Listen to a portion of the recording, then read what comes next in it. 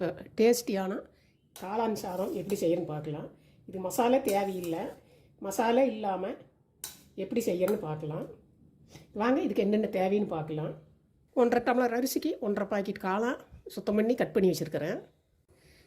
வெங்காயம் சின்ன வெங்காயமாக 2, பெரிய தக்காளி 1, பூண்டு ஒரு 15 பல். நீங்கள் 1 டம்ளர் அரிசினா 10 பல் போட்டால் போதும். நான் 1.5 டம்ளர் அரிசி எடுத்துருக்கிறேன். இதுக்கு ஒரு 15 பல்.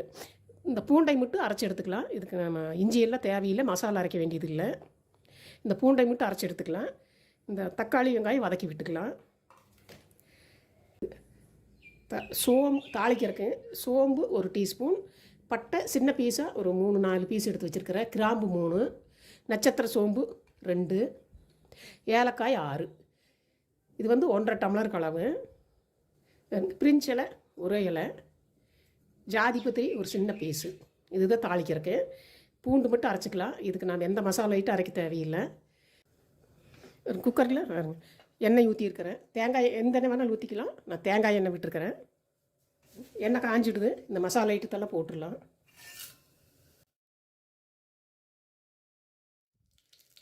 இது சிம்பிளாக செஞ்சுக்கலாம். இது உங்களுக்கு டிஃபன் பாக்ஸுக்கெல்லாம் கொடுத்து விட்றக்கு. மசாலா ஐட்டமெல்லாம் செவந்துடுது. வெங்காயத்தை போட்டுக்கலாம்.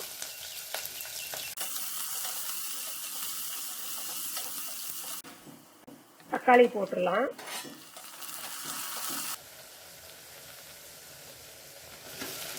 தக்காளி பாதிகளை வதங்கிடுது. அரைச்சி வச்சு பூண்டு போட்டுடலாம்.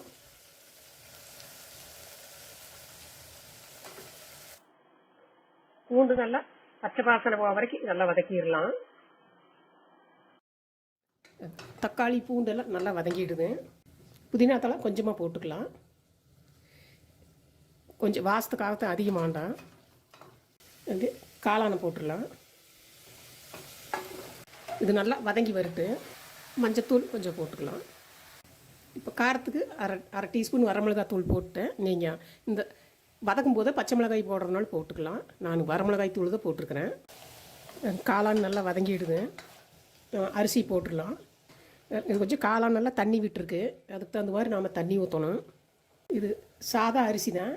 அரை மணி நேரம் ஊற வச்சு தண்ணி வடிச்சிட்டேன். நீங்கள் எந்த அரிசி வேணாலும் போட்டுக்கலாம். பிரியாணி அரிசி, சாதா அரிசி எது வேணாலும் போட்டுக்கலாம். இன்றைக்கி நான் சாதா புழுங்கல் சமையல் போடுற அரிசி தான் போட்டிருக்கிறேன். நீங்கள் வந்து பார்த்து ஊற்றிக்கங்க. ஒவ்வொரு அரிசி புதுசாக இருக்குது.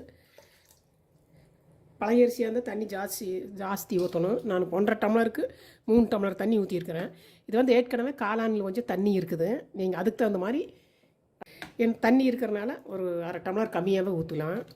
நீங்கள் தண்ணி மட்டும் பார்த்து கரெக்டாக ஊற்றிங்க. புது அரிசியாக இருந்தால் தண்ணிக்க நான் வந்து 1 டம்ளருக்கு 2 டம்ளர் தண்ணி ஊற்றிருக்கிறேன். இப்போ 1.5 டம்ளருக்கு 3 டம்ளர் தண்ணி. ஏற்கனவே கொஞ்சம் காளானில் தண்ணி இருந்தது. வதக்கும் போது தண்ணி இருக்குது. தேவையானாலும் உப்பு போட்டுக்கலாம். டேஸ்ட்டு பார்த்துட்டு உப்பு போட்டுக்கலாம். நல்லா கொதிக்கிட்டு காளான் நல்லா கொதிக்குது. நம்ம மூடி போட்டுடலாம். 2 விசில் வந்ததுக்கப்புறம் ஸ்லோவில் ஒரு 2லேருந்து 3 நிமிஷம் விட்டுடலாம். 2 விசில் வரட்டு. 2 விசில் வந்ததுக்கப்புறம் ஒரு 4-5 நிமிஷம் சிம்மில் இருந்தது. இப்போ ப்ரெஷரெல்லாம் இறங்கிடுது.